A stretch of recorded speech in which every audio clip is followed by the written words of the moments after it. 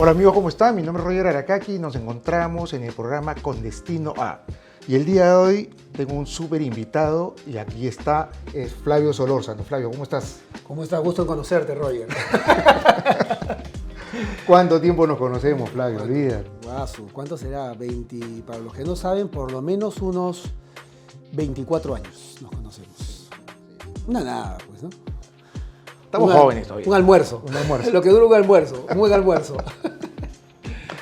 Bueno, a ver, vamos. Cuéntame un poco cómo inicias tú en la cocina. Yo sé que tú tienes, o sea, de tu familia sabemos que viene al restaurante, el señorío Sulco, pero ¿cómo es que así tú te inicias realmente? Más o menos un poquito, cuéntanos para que la gente te vaya conociendo.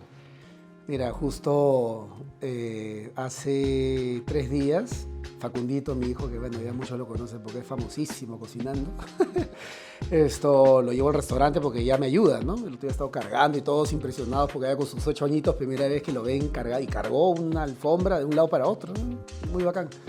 Y lo acerco a Pablo. Pablo ha vuelto después de tiempo y Pablo es el fundador del Señorío en Cocina, ¿ya? Y me acerco y siempre le hablo, cuando le hablo calmado y serio, él me hace caso, ¿no? Porque realmente piensa que siempre lo vacilo. Entonces me acerco y le digo, él es Pablo, le digo. Él es mi maestro, le digo. Muchas de las cosas que a ti te gustan, él me las enseñó. Y repara, ¿no? Y le da un abrazo. Solito, ¿eh? Increíble, porque él no abraza a nadie, no le gustan las manos, saludos, nada, ¿no? Y nada, me encantó ese momento tan bonito. Pablo está hace 38 años. Yo, claro, son 38, mira, son 38 años porque yo antes del señorío ya acompañaba a mi abuela. Entonces estamos hablando de que de mis 50 años que tengo, por lo menos son 42 años que llevo metido con la cocina, porque bastante, ¿no? Porque, mira, nunca había sacado esa cuenta, qué interesante, ¿eh? Me siento ya, ahora sí, hoy día me he sentido viejo. ¿Y por qué? Porque estamos hablando que yo a los 8 años les cargaba las bolsas al punto, así como mi hijo, de que yo me mareaba, ¿no? Mi abuela me hacía cargar y me decía, ¿qué pasa? Me he mareado, abuelita, me he mareado y estábamos en Caquetá, me acuerdo, los grandes mercados que había en esa época, ¿no? Y así empieza, y son bastantes años hasta que yo logro agarrar un cucharón, porque después cuando yo ya me decido por la cocina, primero que estaba metidísimo, estábamos hablando de 8 años, a los 12 inicia el señorío más o menos, y entre los 12 y 16 años, a los 16 que me decido por la cocina, yo estaba metido, súper metido, entre los 12, 4 años metido en el señorío. Y en esa transición, a los 16 años que tú ya más o menos decides entrar a la cocina, ¿pensaste por algún momento estudiar otra cosa? Porque claro, mi papá pues era así, pues del partido, ¿no? Ya, claro. Era del partido, me decía, hijo, tú hablas muy bien, me decía, y tú podrías ser un gran orador, me decía, así como el compañero, me decía. Claro, entonces me decía que yo estudié Derecho, y yo tenía metido en la cabeza que tenía que estudiar Derecho, porque bueno, pues no, la profesión. Y mi mamá suave, ¿no? Me dijo, pero a ti te gusta, dándose un poco la contra entre los dos, pero a ti te gusta la cocina también. Piénsalo, me dice, ¿no? Y la verdad que sí, las dos cosas me sentía cómodo. O sea, sí tenías siempre el apoyo de tu mamá porque, bueno, a la edad que uno ha entrado a la cocina en esa época, sí, siempre eran la matriarca, pues, ¿no? Las que estaban ahí en la cocina, si las mujeres son las que la cocina del Perú es de las mujeres. Así es. Entonces, los hombres estamos de metiches. Y de ahí que lo hemos hecho nuestro un poco, ¿no? Pero es de la mujer. Entonces mi mamá me llevó y al final a los 16 les digo que sí. Pero... Qué bacán, te lo cuento, qué bacán, porque yo me acuerdo cuando yo le dije a mi mamá, porque yo había estudiado arquitectura, ¿no? Yo le digo a mi mamá, ¿me voy a poner a la cocina? Mi mamá no, porque mi mamá era persona que me quería ver internado. Claro, pues. ¿no? Esa época. Y yo me acuerdo que mi mamá sentía una molestia porque yo estaba estudiando, o sea, quería que yo sea cocinero. Es que, ¿no? Esos años, para los que no saben, o sea, entre los años 80, mediados de los 80 hasta casi el año 98, por lo menos, hubieron yo creo que muchos hogares en que los papás se molestaban mucho porque decidías irte por la cocina. Y más aún a inicios de los 90 que ya era más fuerte, ¿no? La tendencia. Me acuerdo en el año 92, en el año 94, perdón, hubo un primer titular de Somos con los primeros cocineros de esa generación. Bueno, no primeros, ¿no? Pero sí un poco, representando un poco a la gente que en esa época recién empezábamos a cocinar. Me acuerdo que Gastón recién llegaba de París y sale con su chaqueta toda escrita, su gorro también, estaba Rafael Osterling, éramos como Jean-Paul de Mesón, habíamos como 4 o 5 en esa foto, que debe ser una reliquia a estas alturas esa foto. Pero bueno, como te decía... Ahí el equipo de Colombia se va a encargar de encontrar la foto y postearla ahí a la hora que pasemos el sí, esa foto, destino A. Esa foto yo creo que muchos en el mismo comercio no se deben acordar, pero esa foto es muy bonita. Yo creo que es la primera foto de cocineros jóvenes. En un periódico, o sea, YouTube, Facebook, Instagram, todo era un diario, ¿no? El diario que era súper importante en esa época, era la única forma de comunicarse con todos. Entre los 12 y los 16 yo me la he pasado lavando hojas, así tipo Karate Kid, exactamente lo mismo.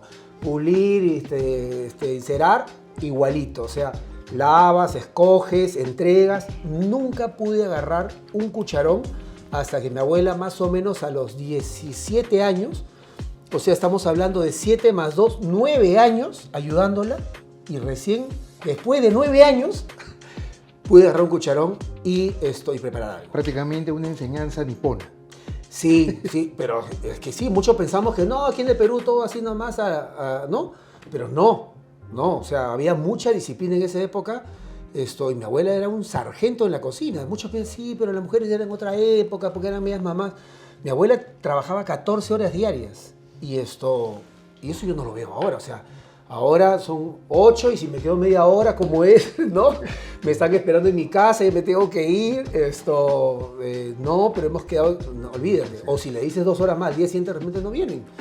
Entonces son cosas que, bueno, a pesar de que no pasó tantísimos años, pues sí han pasado una buena cantidad, ha cambiado mucho todo eso. Pero bueno, así es, los tiempos cambian y hay que adaptarse.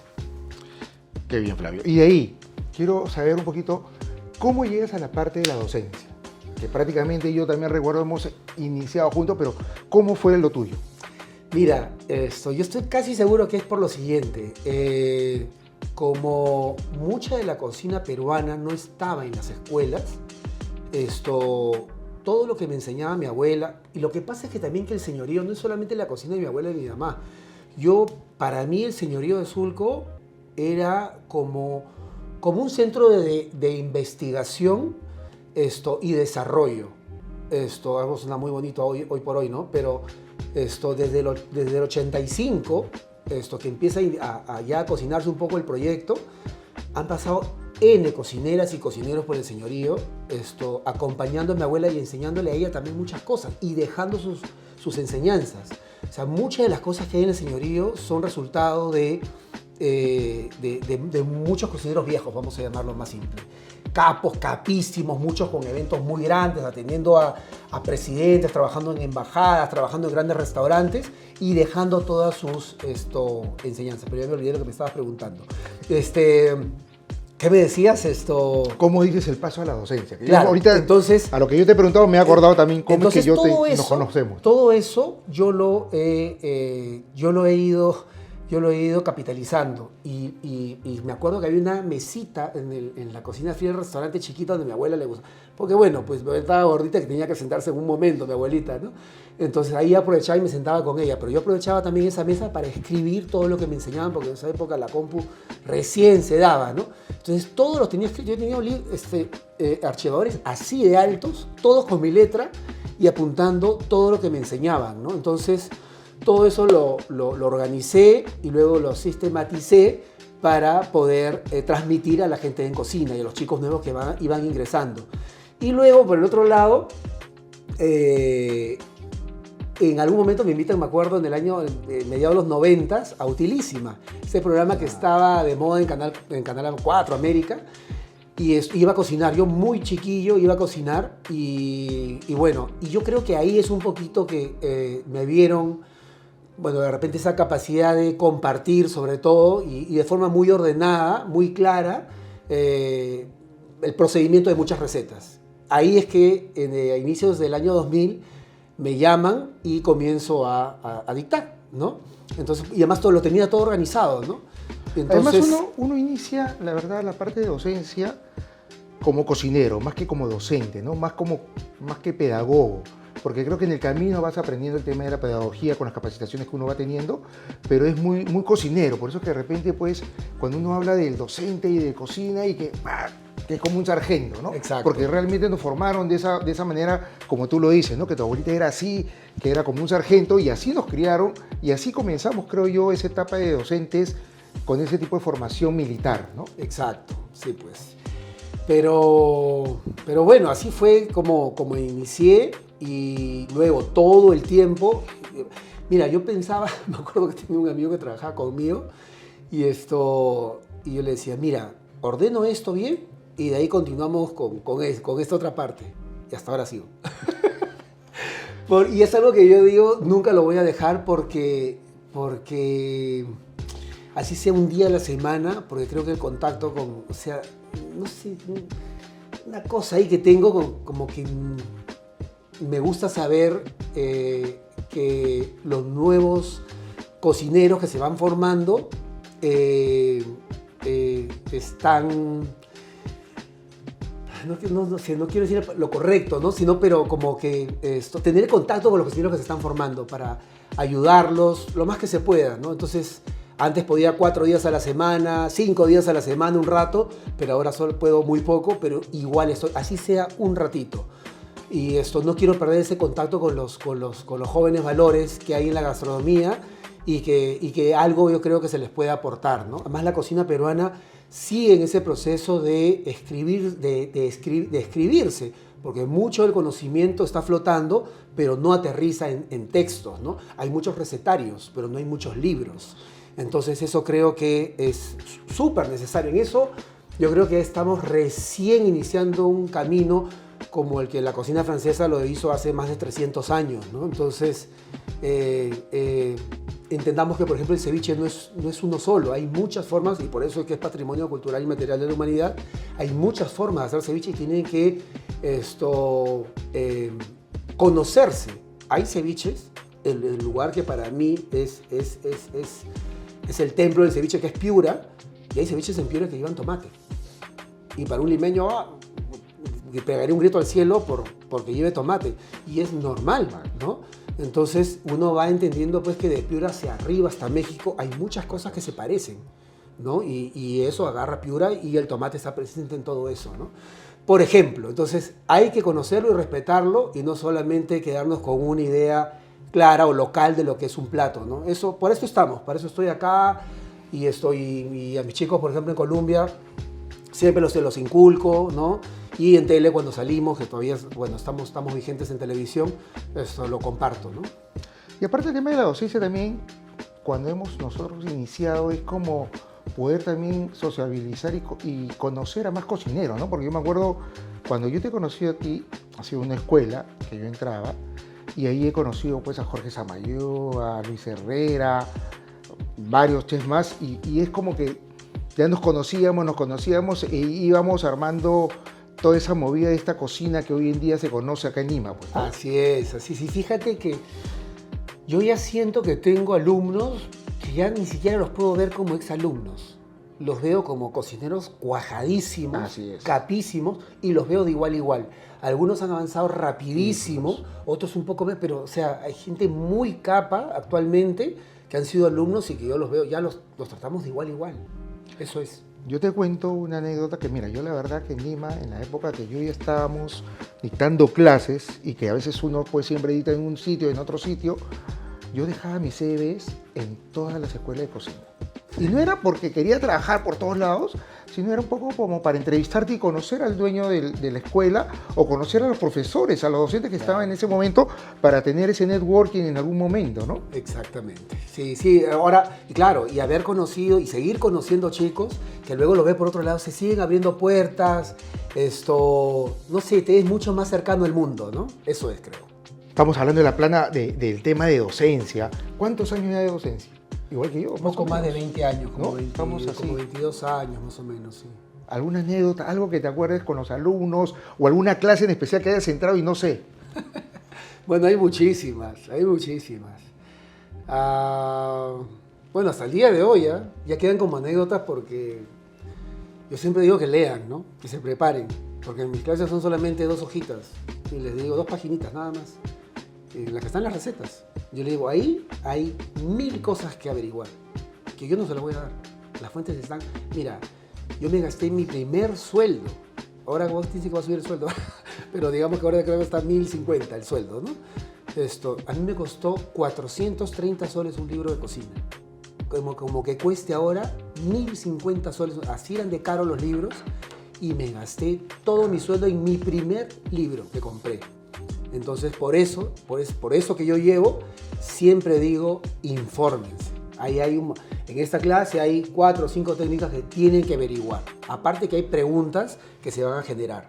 Entonces, anécdotas. Entro a una clase y le digo, bueno, vamos a preguntar hoy día, así de la nada, ¿no? Entonces, ¿me puedo bajar a todo el salón? ¿No? Y de ahí ya están acá, ¿no? Entonces de ahí solitos vienen y siempre dicen, me acuerdo el día que nos puso 0,0. Pues claro, ¿por qué le vas a regalar un punto? O 5, 0,5, no sé de dónde sale 0,5, ¿no? Esa es de nuestra época, ¿no? Si no responde, le pones 0, así, redondo, ¿no? Y bueno, y luego se acuerdan de esas situaciones. Por ejemplo, me acabo de acordar una ahorita. Acabo de colgar justo un video de una bola de oro, porque en la época de Santa Rosa, qué sé yo, hicimos un... Que te la he pedido y me he dicho que demora un montón. Demora un montón, sí, y acabo de colgar esa bola de oro. Yo enseñaba, porque la pastelería peruana me fascina, y enseñaba pastelería peruana, y en uno de los exámenes era bola de oro. O sea, algo dificilísimo pues para un alumno de cocina, porque no es un alumno de pastelería. Y yo era súper duro con eso, ¿no? Ya tenías que hacer el maná, forrar, pero es muy difícil el momento en el que sale el maná y que no se pase la cocción porque se puede volver yeso, literalmente, se te puede destruir en las manos. O puede quedar muy aguado y no puedes formar nada, entonces bien complicado, ¿no? La cosa es que, y ese era el examen. Y ahora que lo cuelgo, Juan García, que está en Chile, que es un capazo. Lo hemos entrevistado a Juancito. Y escribe en este video, que ha salido muy bonito el video, escribe y me dice ¿te acuerdas, Flavio? Qué bonito, ¿te acuerdas de mi bola de oro? Y le digo, claro que me acuerdo del -5 que te puse, porque a mí me debían puntos. O sea que ni siquiera 0,0, menos. Tenía -5, y de verdad que ellos, bueno, qué alumnos también de esa época, o sea, aceptaban el castigo tal y calladito la boca, ¿no? Entonces ellos tenían que hacer mucho esfuerzo y les daba opciones, un trabajo de investigación, me traes, corrijo, vas levantando hasta llegar a 0, y luego a 5, luego a 10 y ya, ¿no? Y nivelarse. Entonces eso era muy, muy gratificante para mí, ¿no? Y queda como anécdota que algunos me terminaban debiendo puntos, porque a veces también habían exámenes en los que yo les decía, para marcar nomás, porque necesitamos entrar al práctico. Pero ojo, si no saben, no marquen, porque si marcan no sabiendo y está incorrecta la respuesta, es -1. Y así también terminaban debiéndome puntos. Entonces la cosa era que estés bien seguro, ¿no? Entonces muchos se ponían alegres porque yo hacía para marcar nomás los exámenes. Claro. Pero a la hora de que estaban a punto de darlo, les daba esa condición, ¿no? Entonces, bueno, es que la exigencia al final, yo creo que como todo en la vida, ¿no? La exigencia, la presión a veces, sin ser exagerados, creo que al final nos conduce a, ¿cómo se dice?, a ponernos las pilas y ser buenos profesionales, ¿no? Yo también la siento, ¿eh? De verdad que hay días que yo quiero explotar. Ayer mismo además estaba haciendo muchas cosas y era domingo. Y decía, ¿qué hago yo domingo acá así estresado? Pero así es, esto es parte de eso, pero después tienes recompensas muy lindas. Eso es lo bueno de la cocina, ¿no? Que tienes situaciones de estrés altas, pero también tienes grandes recompensas y de manera seguida, ¿no? Hablando de recompensas, vamos un poquito con los viajes, porque yo veo que los viajes a veces es como una recompensa, ¿no? Un respiro que dices, bueno, voy a viajar, voy a conocer, pero que también es parte del estrés. Cuéntanos, ¿cuál ha sido tu primer viaje internacional que has hecho? Y sobre todo, del viaje me imagino que, como hay que ir a cocinar, ¿cómo has hecho con los insumos? ¿No? Porque tú sabes que hay cierta reglamentación en cada aeropuerto, que no puedes llevar esto, no puedes llevar el otro. Quizás, me imagino que debes tener... Programa para 3 horas, olvídate. Tengo así, pero ahí sí hay miles de anécdotas, y todas de estrés al máximo, que realmente sudas frío, y en otras que no puedes ¿Te han creer. metido al cuartito ahí cuando uno viaja a veces? ¿o no? También, ¿no? En una época que llevaba cuchillos, me acuerdo, qué loco, ¿no? En el año 98, me acuerdo, entraba a Alemania y entraba con una maleta de cuchillos, tenía 20 cuchillos adentro. Y nada, me metieron al cuartito porque llevaba unos pomitos, pues, ¿no? Que me acuerdo que alguien de la embajada estaba mal, dijo, hay un remedio en Lima que aquí no lo vende, por favor tráemelo. ¿Y qué es esto? Que no sé qué, no sé cuántos, ¿no? Y también llevaba una botella, me acuerdo, de macerado de coca. Y ellos miraban la hoja y no sabían qué era, ¿no? Era increíble eso. Pero el tipo me daba vueltas y me acuerdo que esa época pues yo era así grande, estaba pues con el gimnasio y todo, entonces era el prototipo de la gente pues que lleva drogas, ¿no? Y me acuerdo que el policía de aduanas estaba que me daba vueltas como mosca, ¿no? Le decía, al final, ¿no? A no solamente rayos X, adentro. Y ya, y me revisaron todo. Y nada, al final, y lo miraba, ¿no? ¿Y qué pasó? Le digo, nada. Y me fui. Pero mi primer viaje fue a Colombia. Sí, ya me acordé. Sí, a Colombia, a Bogotá. Fue un evento, mira cómo era evidente que a la gastronomía peruana le iba a suceder. Estamos hablando del año 94, ¿eh? A Perú ya le iba a suceder lo que le viene sucediendo, ¿no? Porque fuimos, no nos conocían mucho, todos los festivales que habían hecho en ese hotel, me acuerdo, eran todos asiáticos, europeos, y bueno, así. Y bueno, venían los peruanos, estaban un poco con esa incertidumbre, ¿no? La gente probaba, íbamos por 15 días de festival. 15 días. 15 días. A ver, ¿qué pasa? No, sí, porque así son a veces algunos. Eran en esa época algunos. Claro, ahora ya no se muchos habla, eran claro, así, ¿no? sí, 7 días mínimo. Y de 15 nos terminamos quedando 45. 45 días y reventaba el hotel. Me acuerdo que el gerente general, ahora nos pasamos a Chile, me acuerdo que el gerente general del hotel, un gerente que yo lo vi en varios Sheraton, porque varias veces fui a varios, y era uno de los más top de los gerentes que estaba en hoteles, y la primera vez lo conocí en Chile. Philip Cassis, creo que es sí, ese nombre. Y estaba ahí y era un gentleman el tipo, pues, ¿no? Sí. Caminaba y todo a su paso, cuando él iba, pues tenía que estar perfecto, ¿no? Un hotelero, pues, de aquellos, ¿no? Súper exigente. Me acuerdo que cargaba las mesas para que la gente en Chile, en Santiago, se pueda sentar.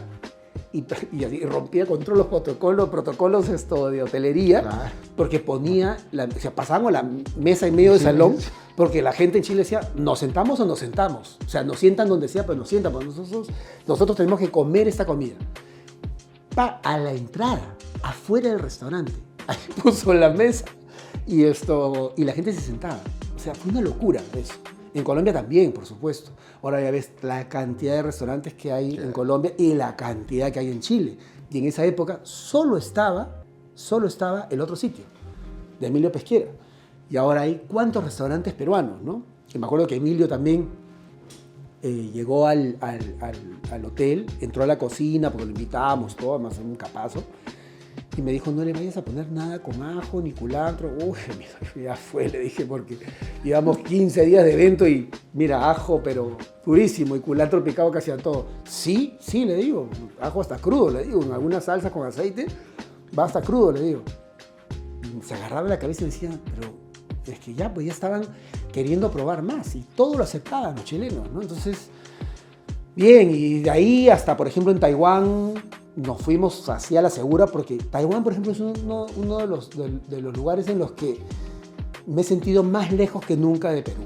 O sea, una cultura totalmente diferente. Y no debe de haber nada, pues ningún No insumo, había nada. Lo único latino que vi alguna vez fue una cerveza Corona que estaba apoyada en la barra del bar. Nada. Todo estaba en chino e inglés y no había nada, pero absolutamente. Entonces dijimos, vamos a llevar todo. Y me acuerdo de la oficina comercial, nos dijeron, sí, traigan todo, porque aquí hay muy poco latino, muy poca gente habla inglesa y es duro. Entonces traigan todo porque todo sabe diferente también. Entonces, ¡fua! 3,5 toneladas llevamos. Y todo pasaba, normal. Nada pasó. Nada pasó. Todo se malogró. Casi $20,000 de esa época en insumos se fueron al agua. Porque no pasaron. Porque estuvieron en cuarentena y en cuarentena se malograron. ¿Y cómo hicieron? A hacer con lo que había. Y ahí han sido, mira, ese fue, por ejemplo, mi pinino un poco reemplazando insumos, ¿no? hasta una presentación que tuve en Nueva York donde me sucedió lo mismo, pero solamente a nivel personal, que tenía que presentar algo. Y para asegurarme llevé la cajita para que no me la quiten en aduana por si acaso, porque el evento era muy, pero muy importante para mí. Y lo mando con un agente, y el agente yo lo iba persiguiendo cada 12 horas. Y el evento iba a suceder en 3 días. 12 horas, ¿cómo va? ¿Cómo va? Ya, sí, ya llega, ya llegó, ya va a salir. Y nunca salió. Y el día antes, menos mal, me dicen, Flavio, plan B, y compré puros insumos mexicanos que había en Nueva York. Y nada, y con eso lo reemplacé bastante bien, ya, porque ya había la práctica un poco de todo esto. Y al final salgo del evento sin poder creerlo, porque igual estaba molestísimo, y estaban mis insumos ahí en la mesa, que acaban de llegar, podridos. Porque no los habían metido en refrigeración, a pesar que se había pagado. Entonces, todo puede suceder, para todos los que me están mirando, todo puede suceder. Y ya, por ejemplo, en México sí fui con una maleta de 23 kilos, pero solamente llevé un tupper, donde habían 4 limones y un ají limo, nada más. Y la gente de aduana me dijo, a él tienen que revisarlo, porque, o sea, como diciendo, algo trae, no puede ser posible, no, esto... Y la maleta, mira, le metieron un cuchillo por adentro, por todo lado, y me malograron la maleta. Pero yo, más que molestarme, fue tan gracioso porque la tipa estaba segurísima que yo llevaba algo, ¿no? Fue tremendo. O acá en Lima también, que con la cámara, esto sí, tipo lo que sale en televisión, igualito, ¿no? Me gritaron en plena sala de embarque y yo me levanté y le dije, ¿por qué me hablas así? Pero fue feo. Y ahí acabamos, abre, cierra puertas, abre puertas, así, hasta que ¡pum!, aparecimos por debajo del avión. Y ahí, 4 tipos con cámaras y comenzaron a sacar todo. Y eran 2 maletas de puros insumos. Y nos íbamos al Instituto Culinario Americano, al CIA. Y había toda una presentación que quedó al final linda, pero pasé por esto que fue súper duro y vergonzoso, pues, ¿no? Pero ya, cuando uno sabe pues, que no lleva nada malo, normal, pero de que los insumos levantaban sospechas, la levantaban. Además que yo ya tenía un grado de expertise empacando todo, que cada uno llegaba al vacío y luego en un tupper, ese tupper llevaba film, muchas vueltas, y sobre eso ponía papel de aluminio y después las toallas para que no se golpeen los tuppers. Entonces era todo una empaque espectacular que le di, y eso levantó demasiadas sospechas, pues, ¿no? Entonces, y al final... Todo era por cuidar los insumos para poder hacer un Todo trabajo. era por eso, y quedó linda esa presentación, me acuerdo, en San Antonio, Texas, que quedó muy bien, ¿no? Pero hay muchas más, olvídate. Qué bueno, Flavio. Ahora, hemos hecho el recorrido, un poco tu historia, docencia, los viajes. Cuéntanos. Presentaste ese libro, un libro, ¿no es cierto? Sí. Trabajaste mucho con la quinoa. Cuéntame acerca de tu proyecto. Sí, mira, y si algo yo creo que me ha inculcado, ¿por qué los libros, no? No solamente hablar del libro como tal, sino un poco... yo creo que a muchos de los que me están viendo debe de haberles quedado ese mensaje de que hay mucho por investigar, y hay grandes posibilidades de trabajar. O sea, el cocinero no solamente tiene que pensar en qué sartén voy a mover, ¿no? Y cuántas sartenes voy a mover y cuánta plata voy a ganar. Pueden investigar y ganarse la vida investigando acerca de cocina. Entonces, parte también de mi recorrido ha sido investigar, porque es parte de lo que mi madre siempre me ha inculcado, ¿no? Entonces, yo creo que hay muchas deudas con muchos productos peruanos, y hay muchos productos más que se tienen que dar a conocer y ver la versatilidad, dar a mostrar la versatilidad que tienen estos. Uno de ellos es la quinoa. Yo ya sabía que la quinoa triunfaba, y triunfaba NASA, Europa, toda la corriente vegana, vegetariana, toda la corriente orgánica que ya existía a mediados de la década pasada, ¿no? Estamos hablando de 2012, 13, 14, 15, ha sido un furor todo eso, ¿no? Entonces, ya producto un poquito de esta fama que nos vamos haciendo, me busca Santillana, que ahora es Penguin Random House, y me piden realizar este proyecto, ¿no? Que justo desde el año veníamos conversando con mi mamá y decíamos, deberíamos hacer algo, y se presentan. Entonces es, bueno, uno para el otro, ¿no? Nos juntamos y hicimos este primer libro que se llamó Ayara Madre Quinoa, donde al realizarlo también me di con la sorpresa de que muchos de los productores, investigadores, científicos ya habían venido un poco aportando a muchos textos, pero que no habían tenido el reconocimiento. Yo le dije, mira, te lo pongo de esta manera. Este libro va a ser de ustedes. Este libro no lo siento como mío, ¿ya? Porque investigando me estoy dando cuenta de que creía que sabía mucho y no sé nada. Entonces, en esa época, imagínate que las búsquedas en quinoa, para que sintamos un poquito de vergüenza como peruanos y como latinos, las búsquedas en Google me salían en inglés, del 100% de búsquedas, en inglés me salían 98% y en español me salían 2% acerca de información sobre quinoa. Tú ponías quinoa, te salían una cantidad de cientos de miles o millones de resultados y en español te salía unas decenas de miles nomás, ¿no? Entonces, había mucho trabajo que hacer. Entonces, nada, hicimos eso. Quedó muy lindo el libro, reconociendo a toda la gente que participó y todo. Tuve mi mayor, yo creo que mi mayor logro fue que los principales investigadores de quinoa reconocieran el trabajo y estuvieran contentos con lo que se había hecho. Así es. Bueno. ¿Y está digitalmente o solamente es como libro? El libro como con libro? Penguin Random House es un libro que está solamente en texto. Mira, ese libro, no solamente por... O sea, la verdad que yo no lo digo por mí, porque igual ya no existe el libro, ¿ya?